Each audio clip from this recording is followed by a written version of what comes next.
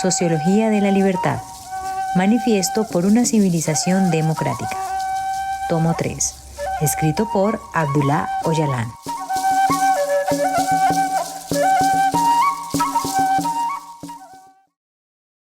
Capítulo 8. Modernidad democrática frente a la modernidad capitalista.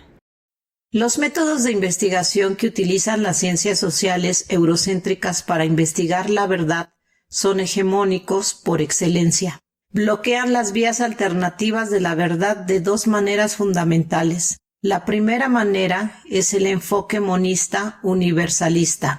La verdad siempre se reduce a una. La segunda manera es el modelo relativista infinito. Decir que todo el mundo tiene su propia verdad es en esencia decir que no hay verdad. Es como decir que todo cambia para demostrar que nada cambia. Ambos métodos tienen el reduccionismo en común. Reflejan abiertamente su carácter reduciendo la verdad a una, ya sea mediante el monismo universalista o el singularismo relativista. Sin duda, detrás de esos métodos se esconde el monopolismo de la civilización. Sus fundamentos se remontan a la época en que los sacerdotes sumerios erigieron a En como su dios mayor. El motivo principal para exaltar a En fue la necesidad de legitimar la jerarquía y el monopolio emergentes de la ciudad, la clase y el Estado, y convertirlos en dominantes y hegemónicos en la mentalidad social. La primera causa, en la filosofía griega, Dios como el mayor invento, la concepción de Dios de Platón y Aristóteles. Todo ello procede siempre de la misma fuente. En las religiones monoteístas, la forma que adopta En es Alá, el Dios de todos los mundos. Él tiene sus raíces en el A. Él se convirtió en Júpiter con el surgimiento de Roma. Se puede observar el esfuerzo por utilizar tales religiones o conceptos mitológicos para legitimar la construcción de reyes dioses y regímenes imperiales en cualquier sociedad. Casi todos los reinos, imperios y regímenes despóticos se afanan por utilizar estos conceptos para exaltarse a sí mismos y alcanzar la hegemonía ideológica. Sin la hegemonía, estos regímenes no podrían sobrevivir. Durante su ascensión, en el siglo XVI, el monopolio capitalista europeo, como nuevo centro y forma hegemónica de la civilización, era claramente consciente de que no lograría el dominio sin un esfuerzo similar. El capital dinero, una forma de capital que difiere del capital agrícola y del capital comercial, así como del capital como instrumento de poder, que hasta entonces había permanecido escondido en las grietas y trastiendas de la sociedad. Comenzó por primera vez a elevarse por encima de la sociedad y a infiltrarse por todos sus poros, convirtiéndose en fuerza hegemónica. Los filósofos Roger Bacon, Francis Bacon y René Descartes tenían raíces en la teología cristiana y por tanto también sumeria de Oriente Medio, y la búsqueda del nuevo método que llevaron a cabo tenía estrecha relación con este auge hegemónico material. Tanto en el plano metodológico como en el contenido, perseguían una verdad que era parte de este nuevo tipo de capital y de su hegemonía. A medida que el monopolio capitalista consolidaba su hegemonía, también consolidaba y perpetuaba su hegemonía ideológica. Solo podemos dar una explicación científica de las nuevas revoluciones en el plano del método, la filosofía y la ciencia, observando los efectos transformadores de estas condiciones materiales. Sin duda, atribuir todo al capitalismo conduce a una ceguera científica y hace que caigamos en la trampa del reduccionismo más vulgar. Sin embargo, si ignoramos la relación de una cosa con la otra, la exploración de la verdad quedará coja y se perderá entre relatos metafísicos, perdiendo así su valor. Saber cómo se formó esa metodología y el discurso de la verdad será útil e instructivo para explicar el concepto de modernidad. La modernidad como concepto significa tiempo, el presente. Hay diferentes modernidades según la época, desde la modernidad sumeria hasta la modernidad romana, e incluso antes y después han existido y existen muchos ejemplos de modernidad.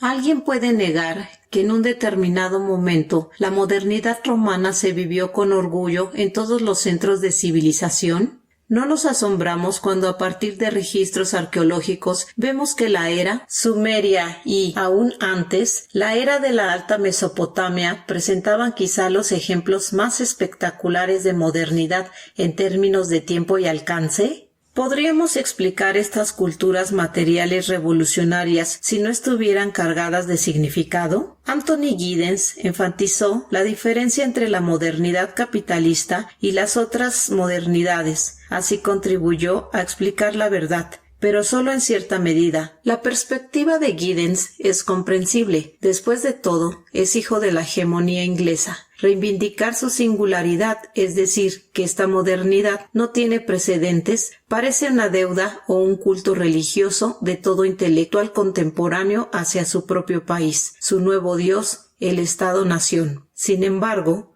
su descripción de los 3 pilares sobre lo que se fundamenta la modernidad capitalista es bastante instructiva. Pero eso sí, separa la modernidad del capitalismo y lo trata como una categoría superior. Consecuentemente, adopta la postura singularista que domina el método de las ciencias sociales. No da ninguna oportunidad a otro tipo de modernidad. Si hay una modernidad, debe ser seguro sin precedentes. No pueden existir 2 tipos de modernidad simultáneamente. Esta es la mentalidad que domina todas las escuelas de ciencias sociales, ya sean de izquierda, derecha o centro. Ningún intelectual de izquierdas, incluido Marx, se cuestionó la singularidad de esta modernidad, ni tampoco que esta modernidad fuera europea. Intelectuales de centro y derecha, así como intelectuales liberales, mostraban convencimiento de que este discurso exponía la verdad. Qué parecido al discurso del último profeta del Islam medieval. No ha sido hasta hace poco que han empezado a surgir diferentes discursos posmodernos. La crítica de Nietzsche a la modernidad es importante. Las críticas religiosas a la modernidad solo tienen sentido desde el punto de vista de su propia modernidad, la antigüedad que va detrás de los tiempos modernos. La afirmación de Michel Foucault de que la modernidad desemboca en la muerte del hombre es importante pero insuficiente. El socialismo real, aunque se afirme lo contrario, nunca pensó representar una modernidad diferente ni a nivel teórico ni a nivel práctico. Aunque los portavoces del socialismo real solían afirmar que representaban una nueva civilización, se referían al desarrollo y a la competición con el capitalismo en todos los ámbitos. Pensaban que estaban más cerca de los patrones y pilares básicos de la modernidad capitalista. El industrialismo, el Estado-nación y el capitalismo de Estado en sustitución del capitalismo privado que del propio capitalismo. Por ello, declararon que su principal tarea era sobrepasar el sistema capitalista. Los experimentos del socialismo real, particularmente en Rusia y China, demostraron rápidamente ser la sangre fresca que necesitaba la modernidad capitalista. El objetivo principal de todos los movimientos de liberación, vistos como la cima del éxito, era ponerse al nivel de la modernidad dominante lo más rápido posible y así lograr una vida feliz. Nadie dudó de esta orientación teórica y práctica. Sin embargo, si se examina el contenido y forma de los últimos 400 años de modernidad dominante, no solo llegaremos a la conclusión de que esta es solo la manifestación de los tiempos, modernidades, de 5000 años de civilización. Al mismo tiempo, será fácil de analizar una vez veamos que van de la mano y son eslabones de una misma cadena. Con mi defensa, tanto en este volumen como en los 2 anteriores, he tratado de desmontar esta concepción de modernidad universal singular y de desmontar que existe una alternativa a la modernidad dominante y que, a pesar de todos los intentos de suprimirla y ocultarla, continúa existiendo en todas sus formas y contenidos como una cara de un binomio dialéctico de opuestos. La civilización democrática, dado que la civilización corresponde a los conceptos de tiempo, era y modernidad, puede que sea inadecuado como denominación y podría ser objeto de muchas críticas. Sin embargo, consideré la naturaleza histórica social de la sociedad. El enfoque de Fernand Braudel sobre esta cuestión me animó y visualicé los movimientos que representan los portadores y portadoras de la historia de los clanes, asirets, tribus, pueblos, comunidades religiosas y similares. Con esto en mente, no podría decir nunca, ni a nivel emocional, ni a nivel intelectual, que estos movimientos son bárbaros o religiosos reaccionarios. Después de llegar a la certeza de que la dialéctica no necesariamente funciona con polos opuestos dispuestos a destruirse mutuamente, ya no fue difícil, como se observa en el devenir universal, establecer que la civilización no es un proceso monista sino dicotómico, que se enmarca en el desarrollo dialéctico, en su mayor parte no destructivo de la sociedad histórica, aunque en condiciones muy duras y muy mal equipado, he tratado de presentar mis ideas en estos volúmenes. Lo que me sorprende y me enfurece a partes iguales es que, a pesar de estar plenamente equipados para hacerlo, los científicos sociales eurocéntricos no han tratado de sistematizar este estado dicotómico de la civilización como dos modernidades diferentes. Veamos de nuevo qué proponen los tres factores fundamentales de la modernidad de Anthony Giddens y qué respuesta ofrece su antítesis, el concepto de modernidad democrática. Deconstrucción del capitalismo y la modernidad. Según Anthony Giddens, el capitalismo apareció por primera vez en Europa. Un número abrumador de científicos sociales eurocéntricos tiene una perspectiva similar. Según esta perspectiva, en ningún otro periodo y lugar de la historia se vio un desarrollo semejante. El capitalismo al que nos referimos aquí es el capitalismo neerlandés-inglés, que se alzó como centro de poder hegemónico en el siglo XVI, con Ámsterdam y Londres como sus centros neurálgicos. Hay cierta verdad en ello. Ámsterdam y Londres se hicieron con la hegemonía del centro global clásico de la civilización a partir de ese siglo. La cuestión de cómo ocurrió ese cambio en la hegemonía es objeto de una amplísima bibliografía sobre esta fase de la historia mundial. No voy a repetir todo aquí, simplemente quiero que se tenga presente. Ya abordé estas cuestiones en los 2 volúmenes anteriores. Lo importante de esa observación es aquello incorrecto o que queda incompleto. El capitalismo. La afirmación de que el capitalismo es singular es sencillamente incorrecta. He presentado mi análisis exhaustivo que muestra que el primer monopolio de capital surgió en el templo de los sacerdotes sumerios. El zigurat era probablemente el primer banco y la primera fábrica. En este contexto, podemos concluir que le debemos a la sociedad sumeria la formación de la tríada ciudad, clase y estado. El primer monopolio hegemónico. Cuando me topé con las perspectivas de André Gunder Frank y de sus compañeros que comparten su forma de pensar sobre la civilización central y el sistema mundial, sentí que mi visión quedaba reforzada, pero yo sostengo enfáticamente que el monopolio del poder representa otra forma de monopolio del capital. Insisto en la importancia de comprender que el poder es una de las 4 formas de acumulación. El primer monopolio se estableció sobre la agricultura, que cada vez era más productiva. Como el excedente de producto resultante hacía inevitable el comercio, también pudo desarrollarse así el monopolio comercial. Además, el primer monopolio industrial se estableció sobre la gente de la artesanía de la ciudad y el templo. Por su parte, la administración de la ciudad había asumido tareas militares y administrativas y también trabajaba codo con los 3 monopolios mencionados previamente para formar un fuerte monopolio de poder. Como la fuerza entre ellos estaba desigualmente repartida, se hizo inevitable una relación hegemónica. Inicialmente los sacerdotes eran el principal poder hegemónico, pero eso acabó cambiando. En resumen, el monopolio y el carácter hegemónico ya existían en la fase fundacional de la civilización. En los 2 volúmenes anteriores tracé a grandes rasgos el curso histórico de estos acontecimientos. Otra observación importante es que por mucho conflicto que haya a nivel interno, cuando hay presencia de fuerzas externas, como las fuerzas de la civilización democrática, los monopolios de la civilización darán una respuesta conjunta. A nivel histórico, se han comportado como eslabones de una misma cadena. Sin el legado de las civilizaciones anteriores, no se habría desarrollado ninguna civilización más. Hablo del sistema de civilización central, no me refiero a otros como el chino o el inca. También he tratado de presentar en detalle la historia de la formación del eslabón europeo de la cadena. Hice especial hincapié en su relación con la civilización oriental, incluso con el Neolítico de Oriente, y el papel de Venecia en la transferencia de estos valores a lo largo de 3 siglos. Podría afirmar que la calidad altamente avanzada del dinero capital fue una singularidad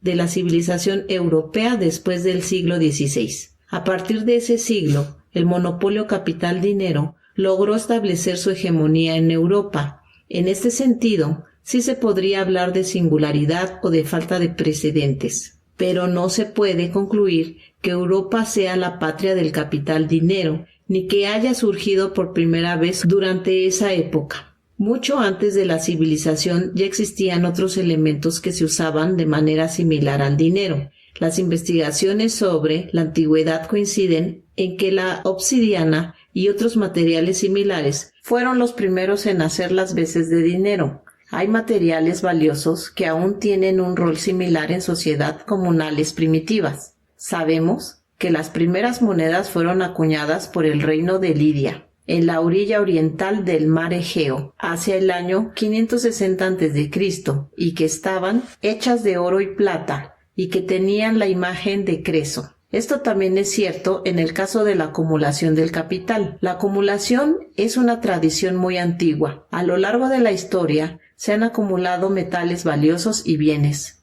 Los registros arqueológicos ofrecen abundantes ejemplos. La vieja expresión tan rico como Creso da fe de esta realidad. Pero nada cuenta la historia de la utilización del capital dinero para producir beneficios de forma tan original y atractiva como el carum asirio, que significa simultáneamente dinero, comercio, mercado y almacén.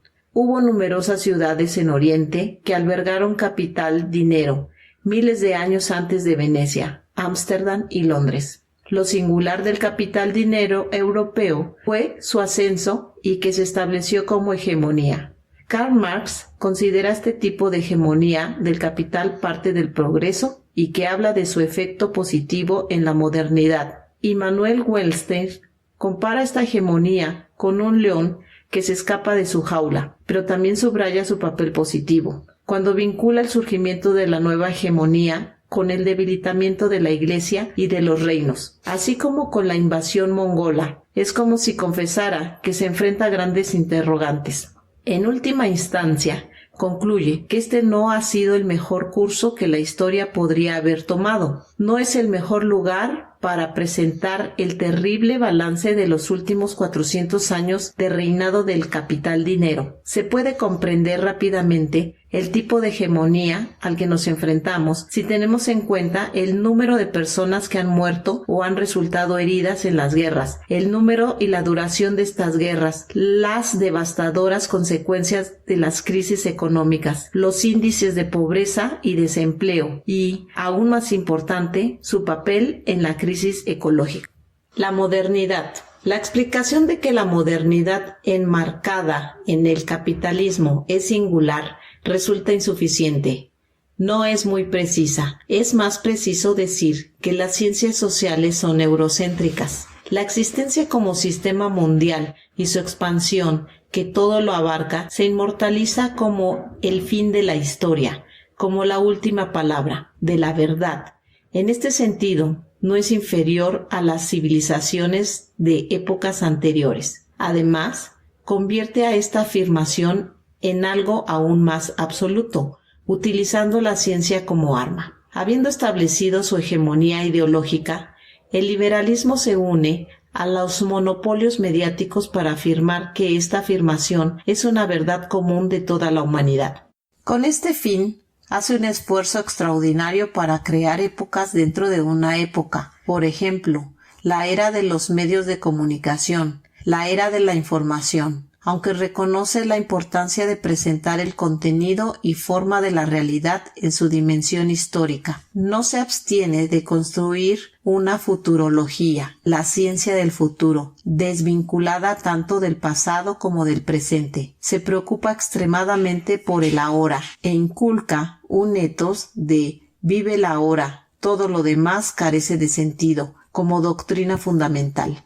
El neoliberalismo, formado por todo tipo de ideas nuevas y viejas y modelos ideológicos de enfoque ecléctico, se parece a la decadencia de Roma, pero es mucho peor.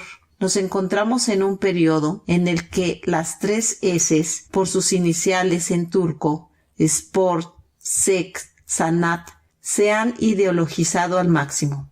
A las 3 se les ha dado una dimensión religiosa. Hoy en día es difícil encontrar otra religión que sea más opio que el fútbol, que se ha convertido en una fiesta en los estadios. Vemos un desarrollo similar en el ámbito del arte, que se ha convertido en una industria. El más básico de los instintos naturales, la sexualidad, se ha convertido en una industria sexual. El sexo, con su efecto opiáceo, también se ha convertido en una religión al mismo nivel que los deportes y las artes. Sería más apropiado referirse a esta tríada como las celebraciones religiosas, las fiestas, de la modernidad capitalista. Incluso el fundamentalismo religioso, que tiene el objetivo del dominio religioso, es una corriente de modernidad, por muy antimoderna que sea su fachada. Si se examina en profundidad, podría parecer que la modernidad influida por el capitalismo es la más insegura. Su necesidad de un eclecticismo tan amplio lo demuestra. Aunque el posmodernismo era un producto de la inseguridad, fracasó al ofrecer una alternativa a la modernidad. Su único objetivo era abrir una ventana para todas las personas intelectuales hartas de la modernidad. En cuanto a su modo de vida, estaba profundamente inmersa en la modernidad capitalista. Un ejemplo típico es el filósofo Theodor Adorno, que en su Mínima Moralia defiende: una vida equivocada no se puede vivir correctamente. Explicó la modernidad de manera muy clara y concisa, pero no ofrecía ninguna alternativa. Esta es una de las razones por las que la juventud revolucionaria se volvió contra él. El neoliberalismo quería en realidad renovar el barniz desgastado de la modernidad, pero a pesar de los complementos e innovaciones, blanquear las contradicciones de la era del monopolio financiero global para salvar el sistema no es tarea fácil. André Gunder Frank estuvo muy cerca de descubrir la verdad cuando determinó el rol y la importancia de la civilización europea dentro del proceso de civilización de 5.000 años de antigüedad. Pero también lamentó profundamente no haber podido desarrollar y presentar ninguna alternativa o soluciones, aparte de algunas generalidades. Pero conservaba la esperanza, la fórmula de unidad en la diversidad. En el marco de la civilización clásica es correcta pero demasiado general. No se ofrece ninguna explicación de cómo llegar a ello. Sin embargo, su mayor error es tener esperanza de que una vida moderna mejor y diferente, en la teoría y en la práctica, sea posible dentro del sistema. Immanuel Wallerstein es positivo y radical en este sentido. No cree en una solución dentro del sistema. Repite sin cesar que la crisis actual es sistémica y estructural y sugiere que nos dediquemos de lleno a las tareas intelectuales, morales y políticas, las cuales él define con precisión. Pero su carencia es que no ofrece una respuesta completa a la pregunta de qué tipo de sistema. Sin embargo, ofrece una autocrítica sincera cuando dice: todo el mundo ha bebido de las copas del templo sagrado de la burguesía. Al mismo tiempo, cuando metafóricamente expresa su miedo a la ira de los dioses, habla de las maneras en que el capital intelectual es fuertemente dependiente de la modernidad capitalista y cómo de difícil es hacer una ruptura radical. En resumen, expone muchos puntos que aportan lecciones necesarias, Por otro lado, mi situación se expresa mejor en el dicho: de nada sirve intentar escapar de la muerte. Huí de la modernidad capitalista, pero esta huida no fue suficiente para escapar de sus garras. Por tanto, en lugar de morir en sus garras, decidí que probar las alternativas sería más realista y valiente. Así pues, no me contenté con decir la verdad como Nietzsche, ni con anunciar la muerte de la humanidad como Michel Foucault, ni tampoco me resigné al destino como Theodor Adorno, enfurruñándome y diciendo: lo que no se puede curar, hay que aguantarlo. Tampoco me pareció suficiente quedarme con el lema unidad en la diversidad. Además, contrariamente a Immanuel Wallerstein, no creía que bastara con determinar la importancia de las tareas intelectuales, morales, éticas y políticas. Estas personas de pensamiento y virtud han hecho, sin duda, contribuciones significativas a este intento mío y me han infundido valor. Pero no podía aceptar el dicho: una vida equivocada no puede vivirse correctamente, porque nunca he vivido según esa premisa. Luché mucho, pero ni mi fuerza ni mi fe eran suficientes para comprender la vida capitalista moderna. Pero lo más desgarrador es que el humano rebelde dentro de mí seguía diciendo: no nos vendas, sea lo que buscas, encuéntralo dentro de ti. Y escribo sobre mis rebeliones. Alguien podría preguntarse: ¿qué se puede hacer contra la tríada de fuerzas de la modernidad que han arraigado en todas las mentes y almas durante 5000 años y que los últimos 400 años se han apoderado de todo valor social, ya sea interior o exterior, desde las capas más arriba en el aire hasta las capas más profundas debajo de la tierra, convirtiéndolas en mercancías que se compran y se venden, y que se han hecho 1.000.000 de veces más fuertes que las órdenes de los Nimrod y los faraones? Pero, por supuesto, estoy planteando la pregunta incorrectamente, como quiere la modernidad. Lo que espero mostrar es que no hay ningún valor positivo en tal pregunta o en la construcción que subyace en ella. Yo no he descubierto ni inventado la modernidad democrática,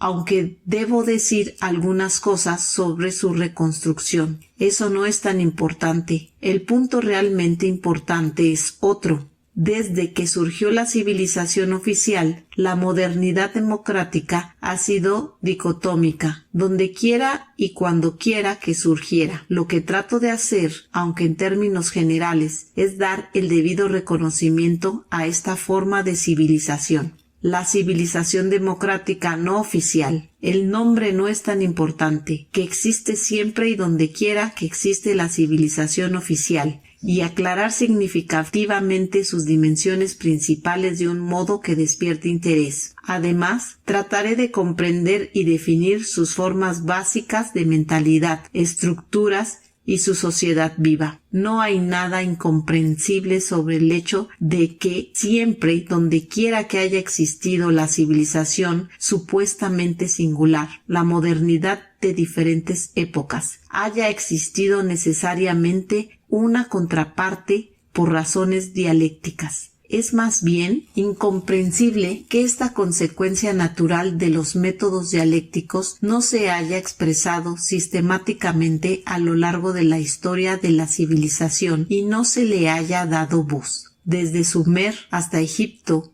y Harappa, desde China hasta India y Roma. Cuando todas estas civilizaciones tomaron forma, no hubo reacción alguna, ideas y estructuras sociales entre las numerosas tribus, asirets y comunidades religiosas oprimidas y esclavizadas, pero que se rebelaron desde el Gran Sahara hasta los desiertos de Asia Central y desde Siberia hasta Arabia. ¿Es posible que nadie pensara en ello? ¿Es realmente posible que las comunidades agrarios rurales alimentaran a todas las civilizaciones durante 10.000 años, pero nunca alzaran la voz, nunca reaccionaran y nunca tuvieran contraestructuras? ¿Es eso concebible? ¿Es justo? si estuvieran expuestas a todo tipo de represión y explotación por parte de los gobernantes de las ciudades que hubieron construido con sus propias manos durante miles de años, ¿se quedarían los pueblos trabajadores sentados agradeciendo su suerte? ¿Es realmente posible? Se pueden hacer miles de preguntas sobre distintas zonas y periodos, y hay respuestas. Lo que falta es tejer un sistema de civilización, constructo de pensamiento,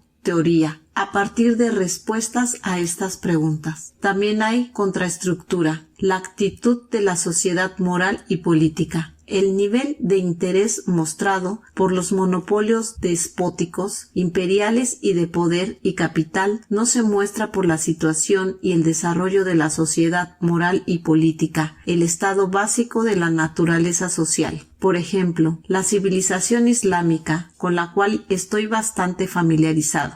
En los extensos relatos de califas, sultanes, emires y jeques se cuentan hasta los detalles más minuciosos, pero las historias de creyentes, sectas y confesiones repartidas por 3 continentes, así como sus resistencias, anhelos y convicciones, o bien no se consideran merecedoras de un tratamiento similar o se distorsionan. Hay un conflicto interno y una dicotomía dentro de la civilización. Pero mientras se exalta y se elogia a un bando, al otro se le humilla. Yo mismo he sido testigo de ello. He observado a gente kurda, aleví, kurda suní y kurda yazidí. Pero puedo afirmar inequívocamente que la civilización kurda, aleví y yazidí, destilada a lo largo de miles de años, es más moral y política que la civilización a la que se enfrentaban. Los discursos clásicos de la civilización están llenos de calumnias incalificables contra alevíes y yazidíes. Por supuesto, cuando digo eso, no me refiero a personas trabajadoras, ni culturas tribales, ni de Asiret, que pertenecen a la fe suní.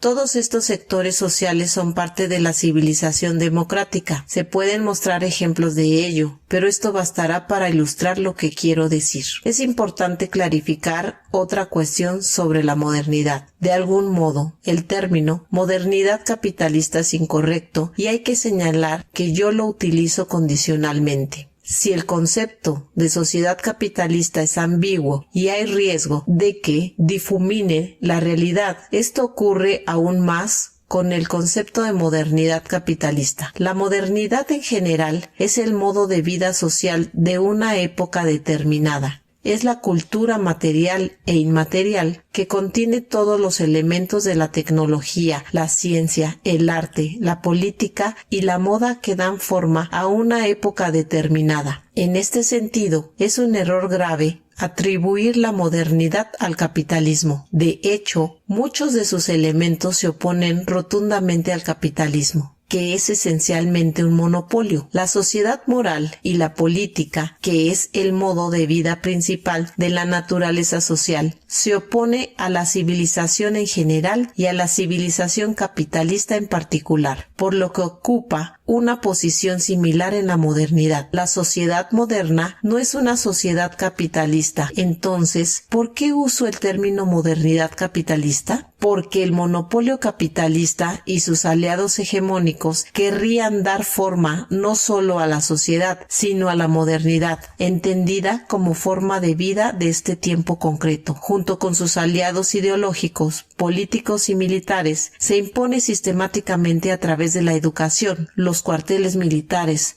los lugares de culto y los medios de comunicación, por aparecer como la fuerza creadora del modo de vida de la época. Crea una mentalidad dominante que refleja la propiedad de aquello que le pertenece. Si su esfuerzo propagandístico ha tenido éxito, entonces ha dado forma a la sociedad o a la modernidad. Al enumerar los pilares más importantes de la modernidad capitalista, es posible que Anthony Giddens ni siquiera se diera cuenta de que se enfrentaba a un dilema. La cuestión decisiva sería ¿cuál de ellas produce o determina las otras? La modernidad no ha engendrado el capitalismo. La modernidad se vive como una época propia de la naturaleza social, pero después de que se formaran monopolios represivos y explotadores en forma de ciudad, clase y estado. Quisieron modelar el modo de vida de la época y atribuirse el mérito a sí mismos. Tenemos que admitir que tuvieron mucho éxito, sobre todo propagandístico, pues se ha atribuido a impostores una época entera. Si utilizamos el concepto de modernidad capitalista, debemos tener eso en cuenta, pero la naturaleza social nunca adopta totalmente como identidad propia los colores o el modo de existencia del capitalismo o de cualquier otro monopolio. Ni siquiera es posible que la naturaleza social, en tanto que es ella misma, se transforme en una red de monopolios represivos y explotadores. Como hemos demostrado, el capitalismo puro es imposible y tampoco puede haberse civilización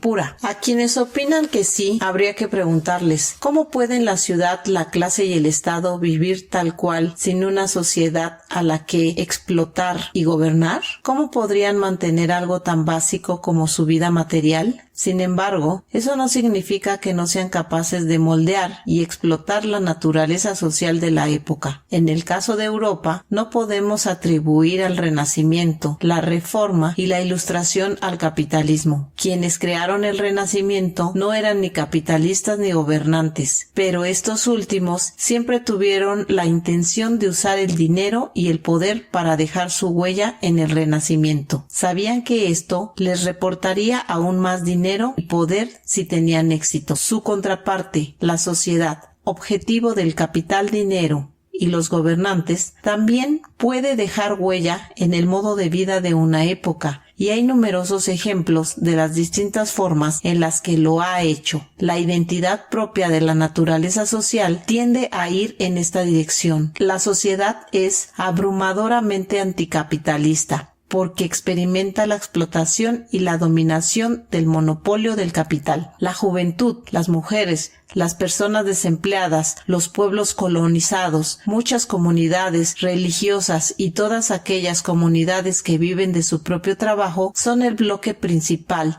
demos, de la sociedad histórica que dan al modo de vida, a la modernidad de una época, su verdadero color. Por motivos de conveniencia, llamamos demos a todos estos grupos y a otros similares. La democracia es la expresión de la autogobernanza de estos grupos. Aunque estos son conceptos políticos, sociedad democrática y modernidad democrática están más cerca de su esencia, porque el ámbito y los grupos que abarcan constituyen el bloque principal de la sociedad. Por eso, pido que se tolere mi uso frecuente de estos términos. Cuando hablo de la opción de la modernidad democrática, es a esto a lo que me refiero. Por lo tanto el concepto de modernidad singular y de modernidad influida por el capitalismo son bastante dudosos y contienen una probabilidad alta de error. Lo que determinará el color de cualquier modernidad son las ideas, estructuras y luchas de sus polos opuestos y el alcance de su éxito. Decir que un polo es totalmente capitalista y el otro totalmente democrático es caer en un burdo reduccionismo. En cualquier caso, cuando hablamos de sociedad, debemos usar el concepto totalmente con moderación. La naturaleza social es compleja y nunca se corresponde del todo con una cosa o con un color. No debemos olvidar que las contradicciones requieren diferencias. La diversidad es el sentido de la vida. El fin de la contradicción y la diferenciación significaría el fin de la vida. Incluso la muerte es una prueba de vida. ¿Se imaginan una vida condenada a durar una eternidad? ¿Una vida sin muerte? Una vida así sería una gran tortura. Si no es para aplastar a los adversarios, buscar la similitud en todo momento es negar la vida. Los intentos del fascismo o de la modernidad capitalista, además de moda, lo que se llama moda es la forma de arte más fraudulenta inventada por el capitalismo para ocultar su hostilidad a la vida, demostrada a través de la tortura de hacer las cosas parecidas, de anular toda diferencia social y reducirla a un solo color es más que una prueba de su hostilidad a la vida. En conclusión, aunque describimos la modernidad como un concepto dudoso, sigue siendo importante determinar su alcance y duración. Reducirla a la singularidad sería un gran error. Describir la modernidad como contemporánea,